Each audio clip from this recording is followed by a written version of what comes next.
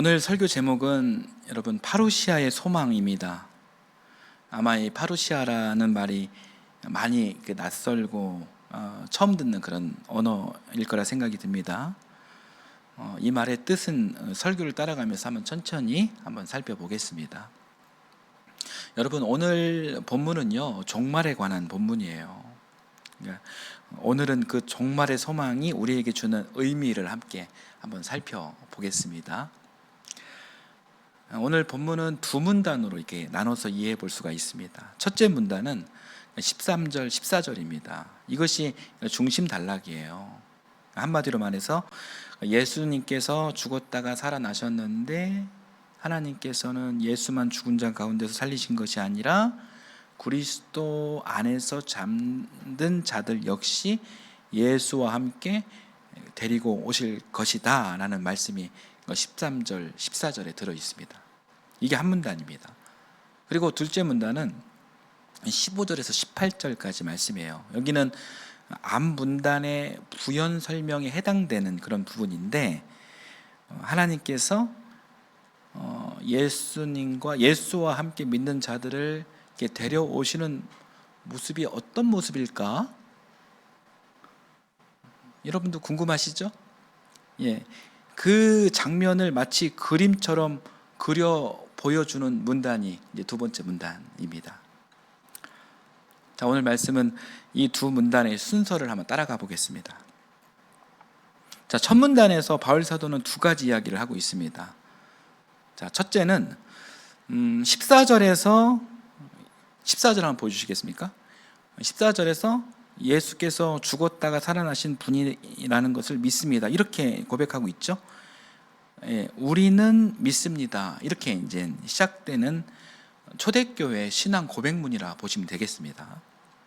그러니까 이 14절을 보면서 초대교회가 어떤 신앙을 가지고 있었는지를 우리가 알 수 있는 거예요.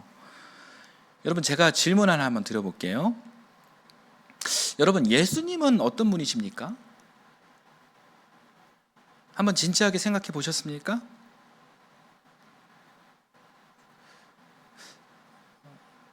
그러니까 이 질문에 대해 여러 가지 대답이 있을 수가 있어요. 그런데 초대교회의 그리스도인들이 가장 중요하게 생각했고 사실은 그것 때문에 교회가 형성된 가장 중요한 대답은 예수님은 죽었다가 다시 살아나신 분이라는 고백입니다. 어떻습니까? 여러분의 대답과 초대교회 대답이 어떻게 비슷하십니까? 데살로니가전서 1장 10절과 갈라디아서 1장 1절을 한번 봐볼게요. 자, 제가 읽어드릴게요. 하나님께서 죽은 사람을 가운데서 살리신 그 아들, 데살로니가전서는 이 말씀이고 갈라디아서 말씀은 중간쯤 보면은 그분을 죽은 사람들 가운데서 살리신 하나님 아버지께서 이렇게 표현하고 있죠. 이게 바울 사도의 이야기예요. 이 바울 사도도 자신의 이 서신을 통해 예수님을 이렇게 설명하고 있는 거예요. 그분은 죽었다가 다시 사신 분이다. 초대교회가 누구의 영향을 받았습니까? 바울 사도의 영향을 받았죠. 그래서 이 영향을 받은 초대교인들은 그렇게 자신의 믿음을 고백했고요. 그렇게 초대교회가 형성이 된 것입니다. 핵심은 바로 이 부활에 대한 그런 신앙 고백입니다. 그리고 이 데살로니가 교인들이 바울 사도에게 또 묻는 것이 있습니다. 그렇다면 죽었다가 살아난 이분은 도대체 누구신가? 여기에 대한 대답, 즉 예수님은 과연 누구신가? 정체성, 예수님의 정체성에 대한 대답을 신학적인 언어로 여러분 기독론이라고 합니다. 한번 따라서 해보실까요? 기독론. 네. 자, 누가 여러분에게 기독론을 물었습니다. 도대체 예수님이 누구시냐? 이렇게 질문한다면 여러분 어떻게 대답하시겠습니까? 잠깐 속으로 한번 대답해 보십시오. 도대체 예수님이 누구십니까?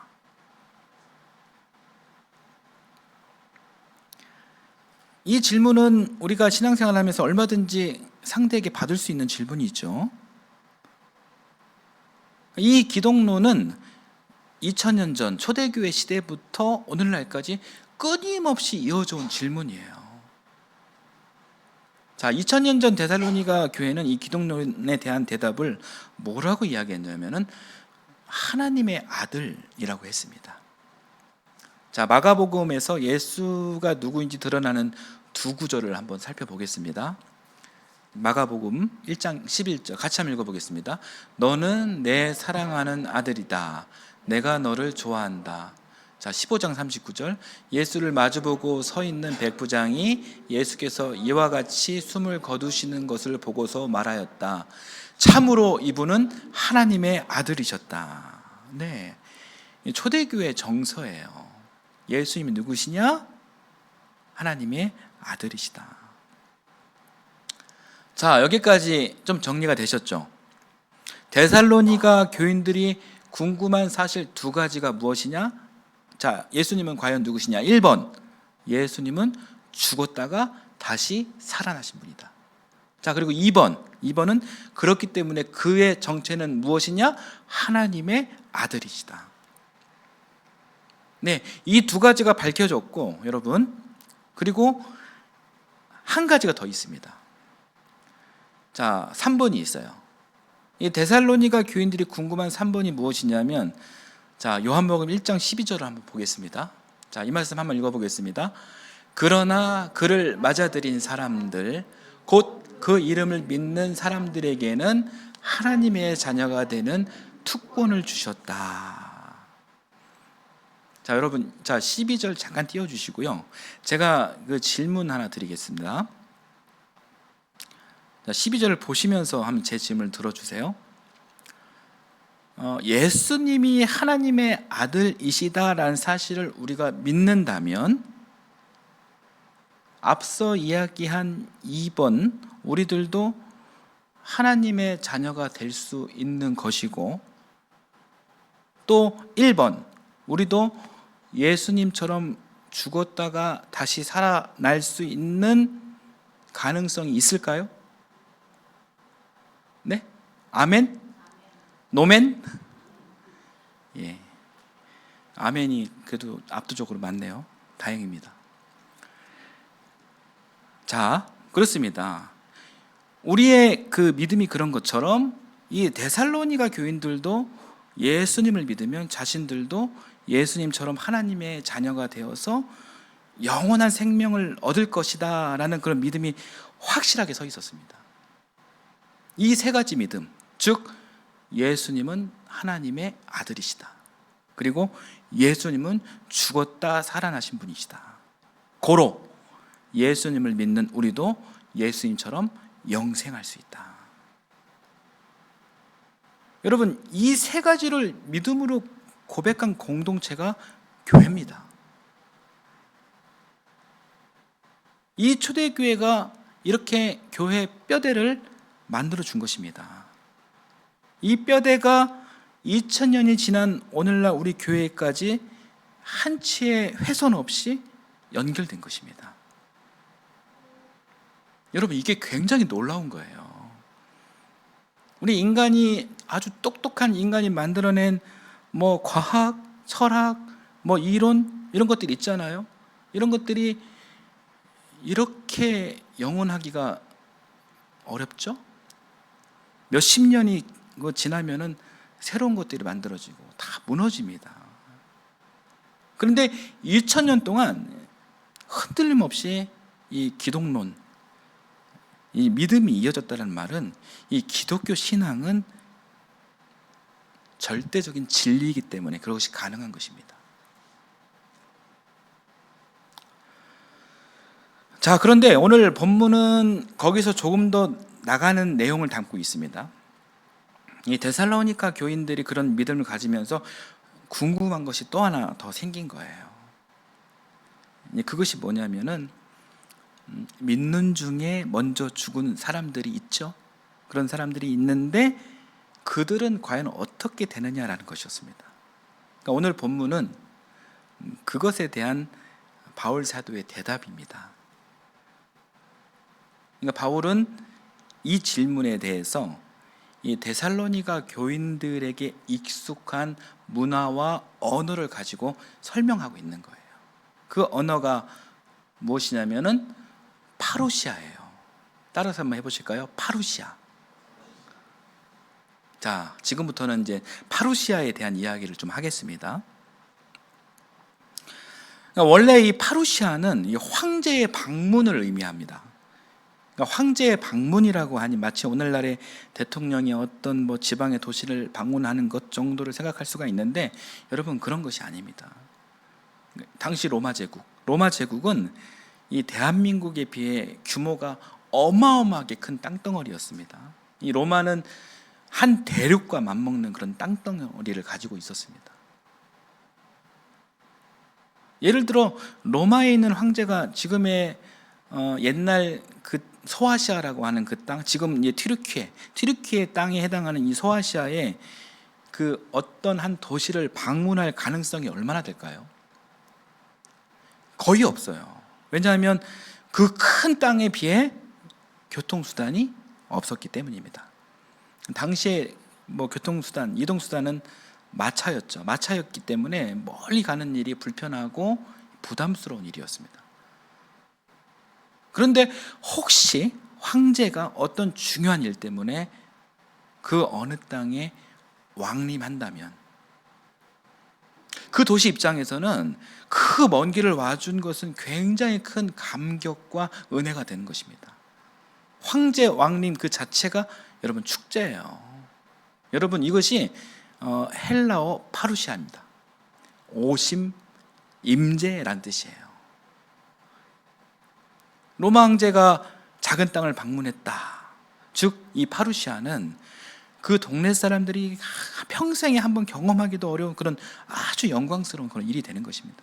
그러니 황제가 방문하면 그를 위해서 막 성도 짓고 이 개선문도 화려하게 건축하고 때로는 그에게 바치는 스타디움도 이렇게 만들고 온 도시가 이 그가 머무는 동안은 완전한 축제 분위기를 사는 것이죠. 이게 파루시아입니다. 몇 달 전에 우리 경주에서 진행한 에이펙 한번 생각해 보십시오. 이 각국 정상들이 이렇게 방문하면서 이 행사는 어떻게 이 경주를 넘어 대한민국의 축제가 됐죠. 그런데 이 오늘날 상황과 다른 것은 이 로마 제국은 절대 황제 체제였다라는 거예요. 오늘날에는 각국의 자주권이 존중되지만 로마 시대에는 이 황제를 맞이하러 나간 사람들은 황제에게 절대 복종해야 하는 것입니다. 황제 안에 속한 사람이어야 합니다. 그러면서 이 사람들은 자연스럽게 이 샤바샤바 아부하면서 이 황제가 주는 특권을 누리며 삽니다. 황제에게 납작 엎드리는 대가로 한 자리씩 얻는 것이죠. 그러면서 이 가시적인 그런 권력과 욕망을 향유합니다. 또한 그들에게는 이 파루시아의 행진에 참여하는 것이야말로 그들 평생의 가장 영광스러운 순간이 되고 이 자손 대대로 이야기할 만한 그런 사건이 되는 거예요. 여러분 이것이 인본주의적 파루시아예요. 네. 자, 이제 두 번째 문단으로 한번 가보겠습니다. 오늘 두 번째 문단으로 가서는 즉 이 15절 18절이 말하고 있는 것이 있어요.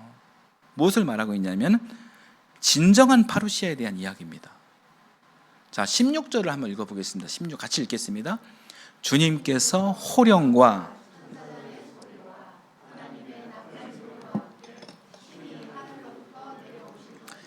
그리스도 안에서 죽은 사람들이 먼저 일어나고, 여러분 말씀 잠깐 띄워주세요.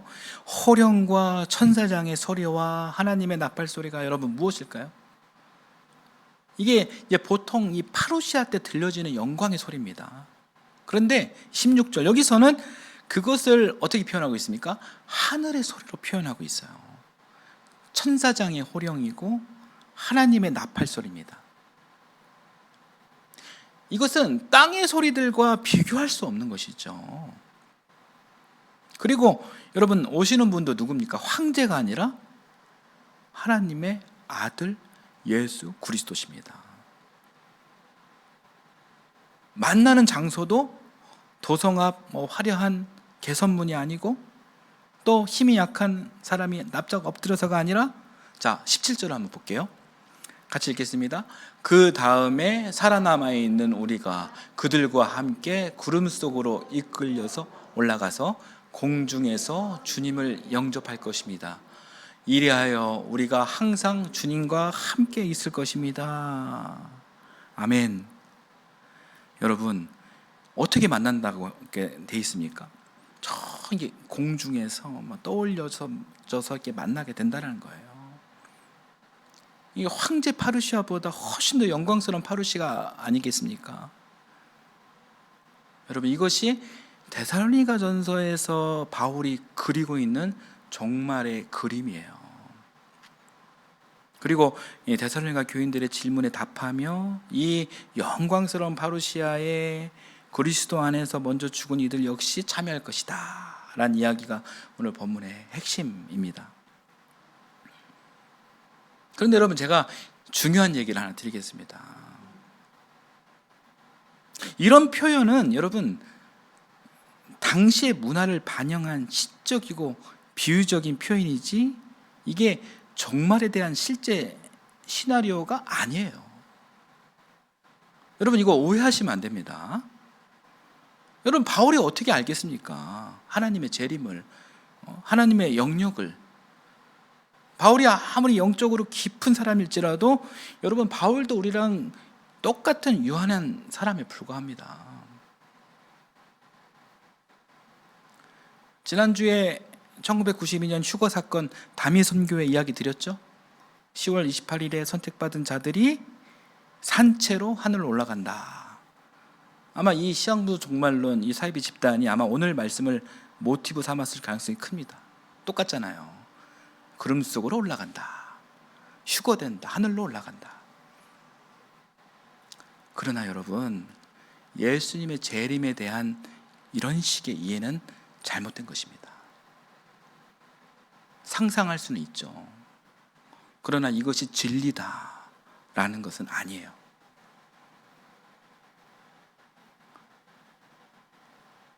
제가 방금 황제 파루시아 이야기도 드렸고 그리스도 파루시아 이야기도 드렸습니다.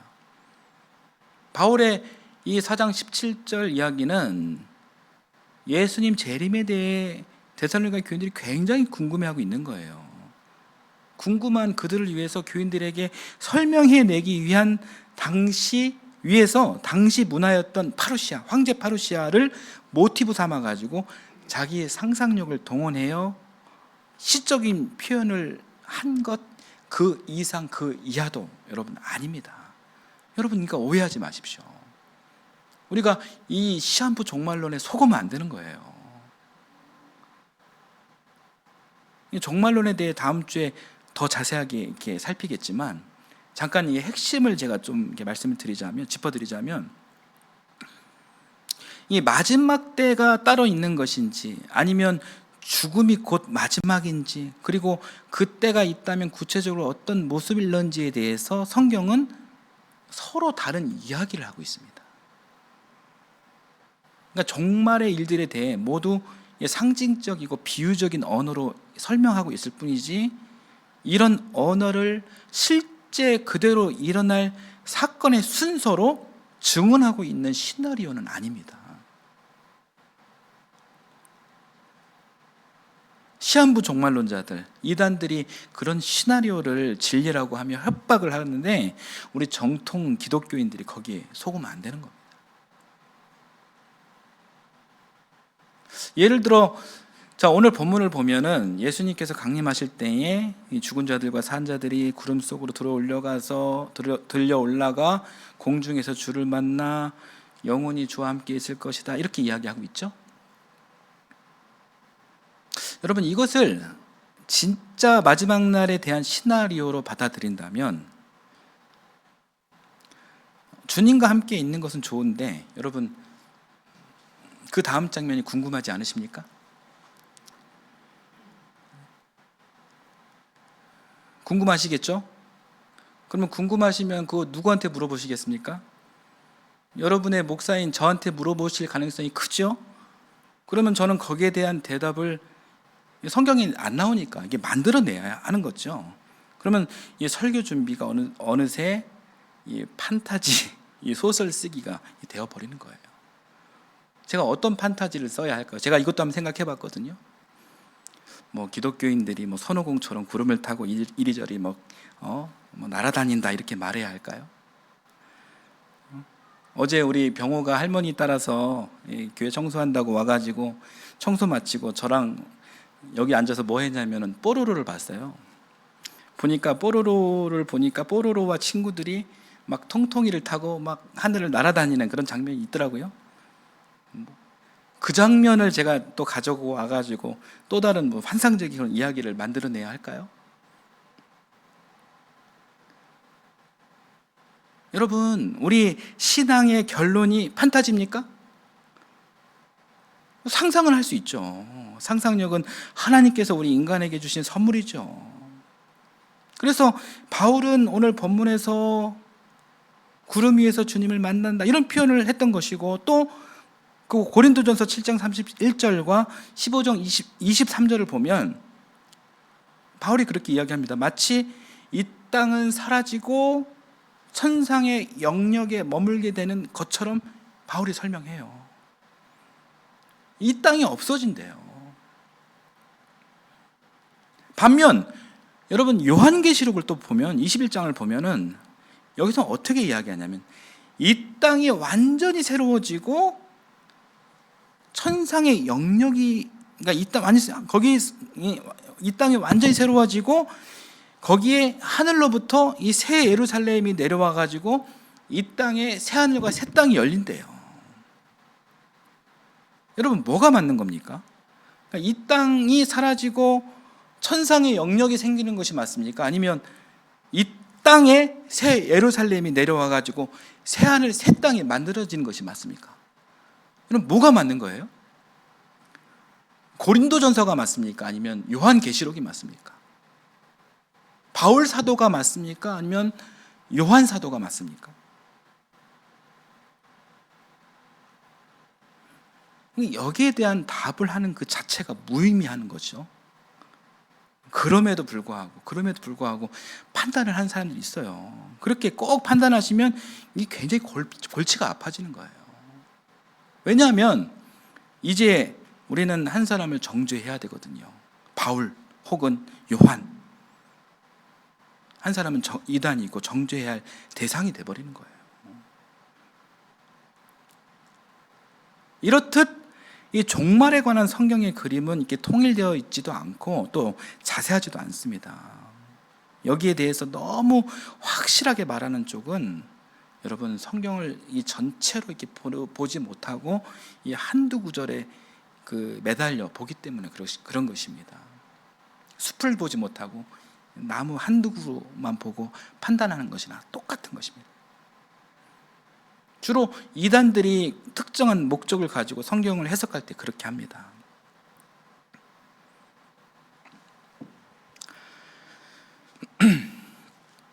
여러분 그렇다면 오늘 같은 본문 구절에서 우리는 어떤 의미를 찾아야 할까요?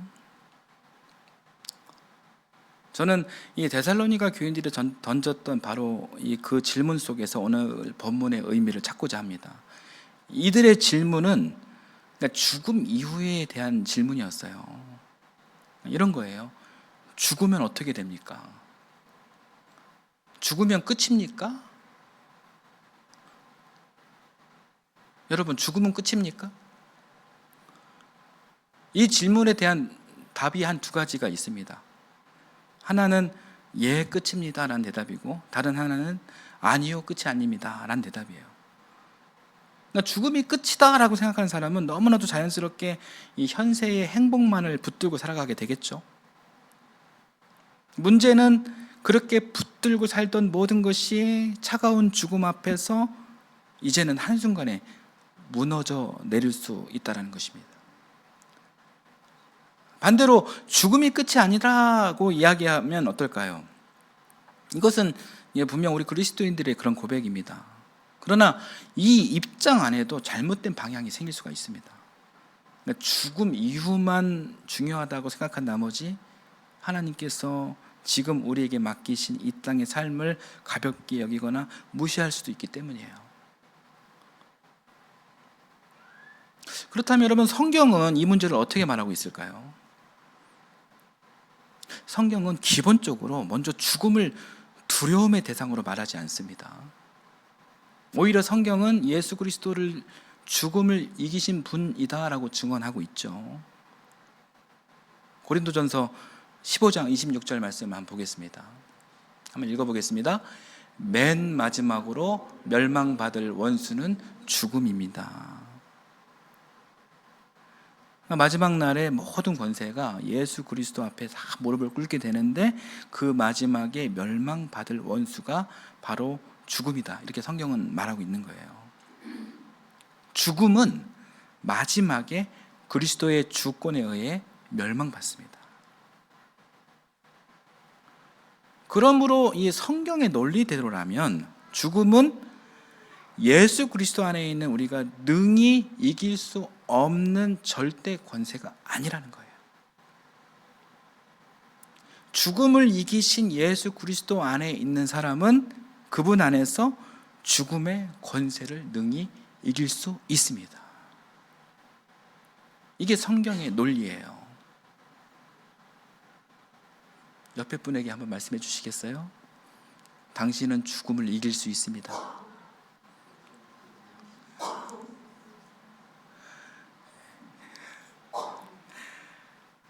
여러분, 성경의 이야기예요. 당신은 죽음을 이길 수 있습니다. 여러분, 죽음이 두렵지 않으면 여러분 이 세상에 두려울 것이 없습니다. 여러분, 무엇이 두렵습니까?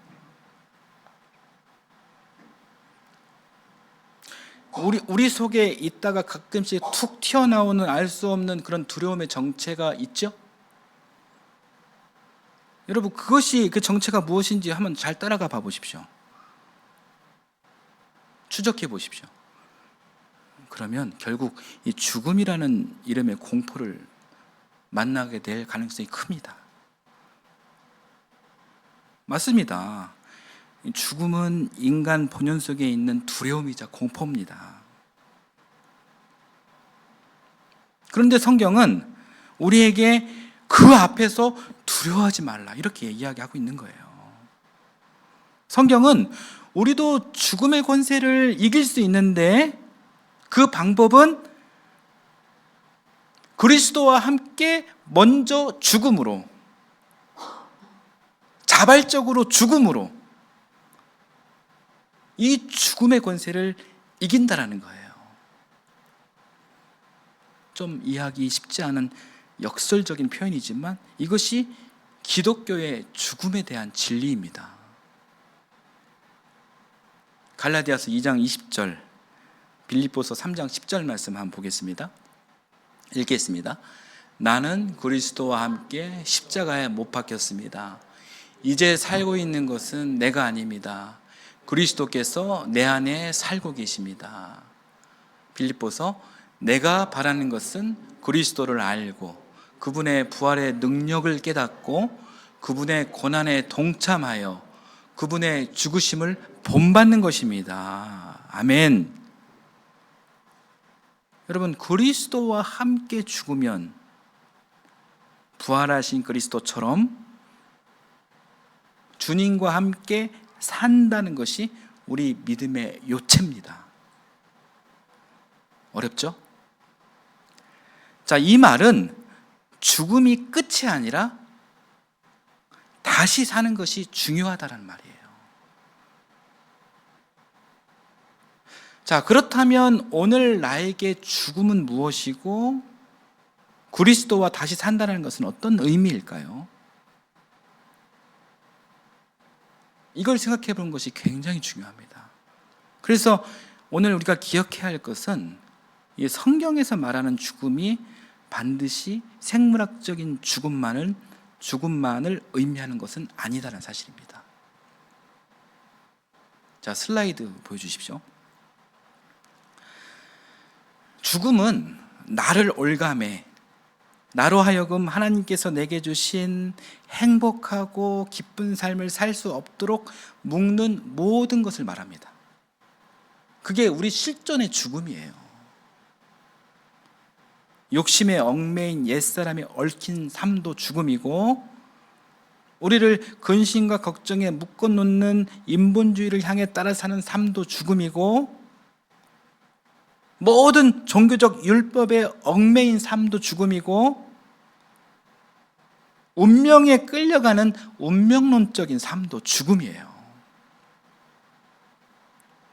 때문에 우리가 이겨내야 할 것은 이 생물학적인 죽음에 대한 공포뿐만 아니라, 오늘 내가 살아내는 삶 가운데 내 생명을, 내 행복을 옥죄려고 우는 사자와 같이 웅크리고 앉아 우리를 노리는 이 모든 죽음의 세력들이 바로 죽음입니다.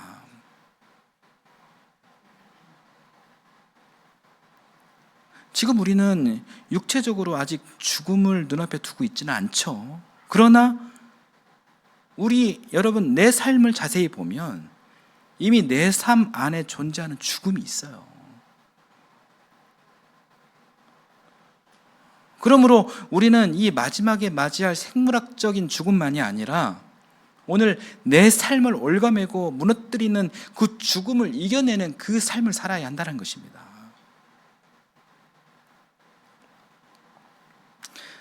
여러분, 오늘 굉장히 그 어려운 이야기를 들었는데 이 결론을 말씀드립니다.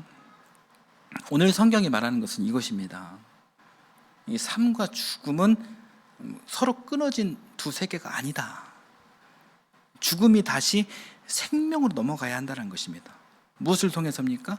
오직 예수 그리스도를 통해서입니다. 그래서 오늘 본문 13절 14절에서 죽음을 뭐라고 표현합니까? 오늘 본문을 포함한 성경이 대단히 많은 곳에서 이 죽음이라는 말 대신에 잠잔다라는 그런 표현을 사용합니다. 여러분, 잠을 자면 죽습니까? 아니죠. 다시 일어나잖아요. 그 얘기는 이 생명이 단절되지 않았다는 것입니다. 연속되어 있다는 말입니다. 그래서 여러분, 헛된 이 시한부 종말론에 흔들리지 말고, 여러분, 우리는 오늘 여기의 삶을 열심히 살아야 하는 것입니다. 그리고 이런 삶을 기꺼이 살아낸 이들이야말로 참된 파루시아를 소망할 수 있다는 것입니다. 언젠가 무너지고 끝장나버리는 인본주의 파루시아의 희망, 소망, 기대 이런 거 말고요, 어떤 상황 속에서도 결코 소외되지 않고 그리스도 예수의 손에 이끌려 기어코 하나님을 만나게 될 것이라는 영원한 생명에 대한 파루시아, 소망입니다. 이 소망이 하나님의 아들 예수 그리스도께서 우리에게 주신 소망이고, 이 소망이 그리스도인으로 살아가는 우리 삶의 초석이 되는 것입니다. 마지막 슬라이드 보여주십시오. 제가 마지막으로 여러분에게 질문을 드립니다. 여러분, 여러분에게 일용할 양식이 있습니까? 눈에 넣어도 아프지 않을 만큼 사랑스러운 자식이 있습니까? 손주가 있습니까? 여러분이 고난스러운 일을 당했을 때 무조건 여러분 편이 되어줄 사람이 있습니까?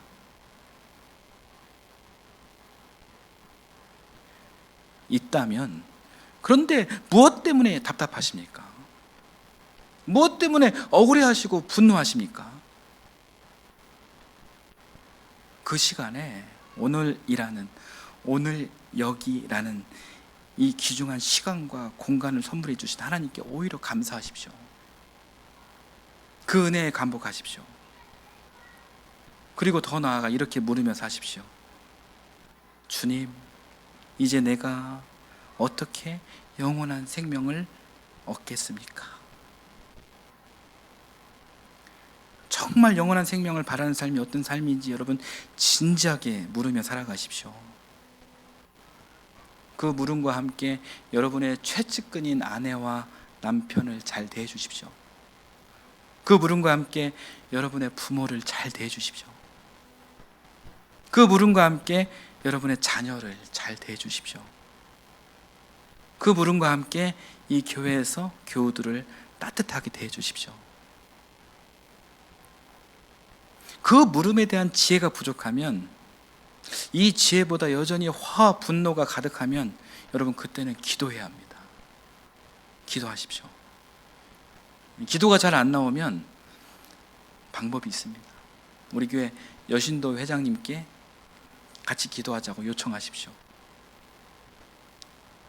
그래서 함께 우리 기도합시다. 저와 함께 기도합시다.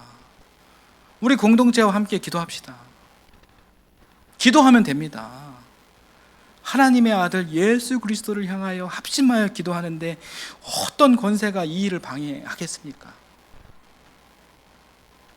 그 사랑 날 위해 죽으신, 날 위해 다시 사신 예수 그리스도, 다시 오실 그 사랑, 죽음도 생명도 천사도 하늘의 어떤 권세도 끊을 수 없는 영원한 그 사랑 예수. 종말이요? 여러분, 사랑만 하기에도 한없이 부족한 시간입니다. 거짓된 종말의 말과 미혹에 여러분 흔들리지 마십시오. 사랑하는 여러분, 오직 예수 그리스도만이 영원한 파루시아의 소망입니다. 할렐루야, 아멘.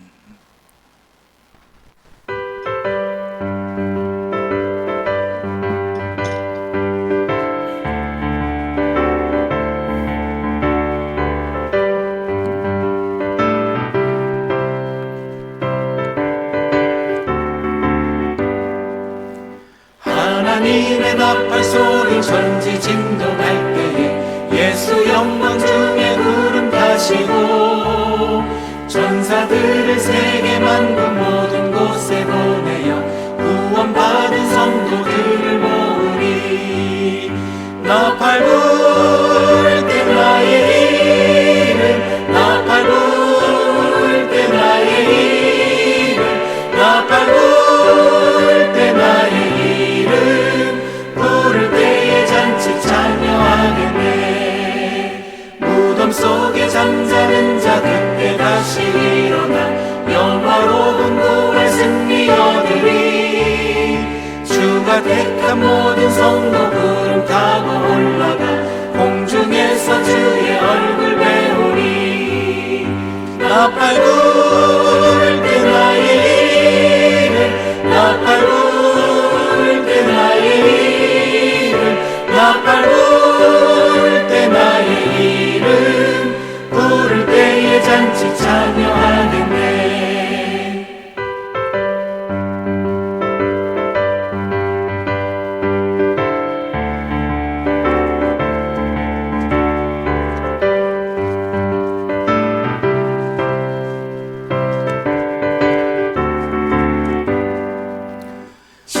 다시 오실 날을 우리 알 수 없으니 항상 기도하고 깨어 있어서 기쁨으로 보좌 앞에 우리 나서도록 그때까지 참고 기다리겠네. 나팔 불 때 나의 이름, 나팔 불 때 나의 이름, 나팔 불 때 나의 이름, 부를 때에 잔치 찬양하겠네.